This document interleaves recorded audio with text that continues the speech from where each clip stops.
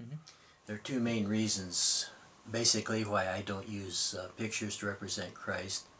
One is the fact that God is a spirit, and it's impossible to make a picture of God.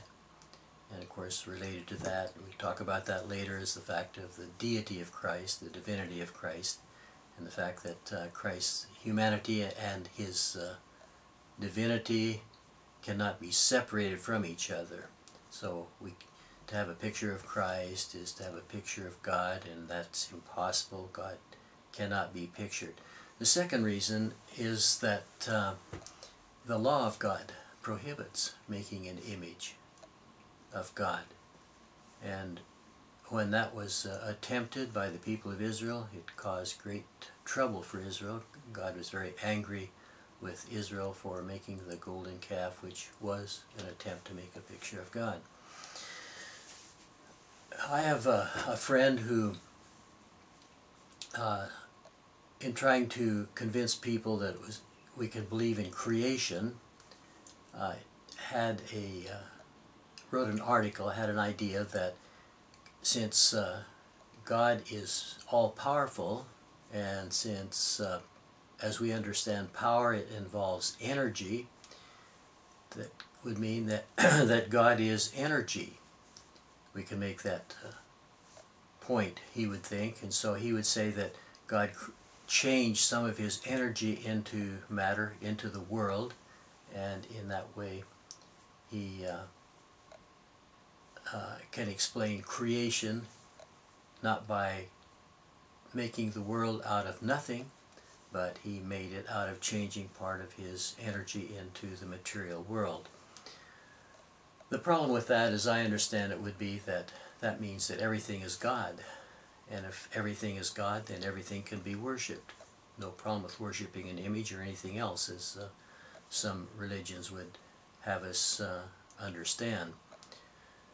How do we know that when God made the world, the first verse of the Bible, of course, says that in the beginning God created the heavens and the earth.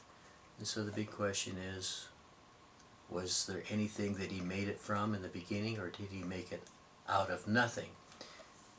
And of course that's the problem the man was trying to answer. He was trying to say that there was something there, there was God. He made it out of himself. But if we go that way and don't understand that God made the world out of nothing, then everything is God, if he made it out of himself. And so on that basis we should be Hindus or some such religion. How do we know that from the Bible or from any other source that the world is not God? One of the most helpful passages or themes of the Bible is in the Ten Commandments, which addresses this very problem. In the second commandment, God says, "Thou shalt not make unto thee any graven image, nor any likeness of anything that's in heaven above, or that's in the earth beneath, or that is in the water under the earth. Thou shalt not bow down thyself to them, nor serve them, for I, the Lord thy God, am a jealous God, visiting the iniquity of the fathers upon the children, unto the third and fourth generation of them that hate me, and showing mercy unto thousands of them that love me and keep my commandments." So here in this commandment, written in the very basic commandment or covenant of the Bible, God establishing his covenant with his people, he says, don't even think of me, don't make any image or likeness of me to put my name on, to think that I am like anything that's created. I'm separate from the created world. I didn't make the world out of myself. It's different than I am in its being. And so we have here some very helpful information to help answer the question, how did God make the world?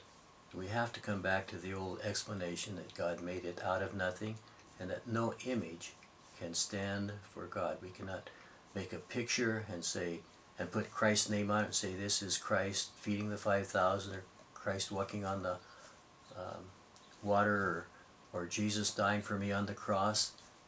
All these things are true, but those images are misleading about who Jesus is, and so they are prohibited, and these are some of the reasons why I cannot use pictures to represent Christ.